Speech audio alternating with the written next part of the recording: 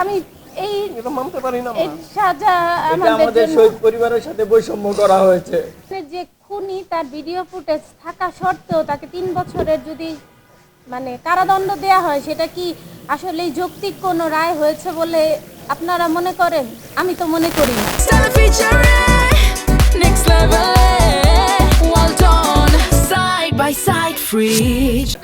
আমি আমার সন্তান হারাইছি, সব প্রমাণ সাবমিট করার পরেও যদি তার 3 বছরের রায় হয়, ভবিষ্যতে এভাবে মানুষ কি হবে, আরো হবে যে কি হবে, মারবো 3 বছর সাজা হবে, তারপর শেষ। আর যারা নাই তাদেরকে মৃত্যুদণ্ড, যারা আছে তাদেরকে 3 বছরের সাজা।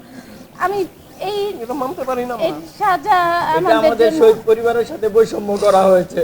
আমরা মনে করি ইন্টারিম থাকা অবস্থায় যদি আমরা ইনসাফ না পাই, আমাদের জীবনের কোনো নিরাপত্তা নেই।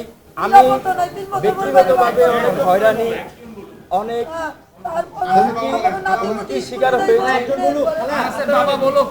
আমাদের জীবনের সেফটি কি, যে জায়গায় প্রকাশে সারা বাংলাদেশের মানুষ দেখা সত্ত্বেও একজন খুনিকে সাধারণ 3 বছর সাজা, আইনি অনুযায়ী 9 মাস। তো এখন আপনারাই বলেন যে এটা কি কোনো সাজা হলো?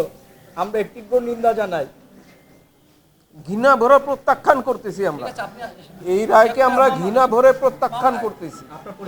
আমার পরিচয়, আমি আনাসের নানা।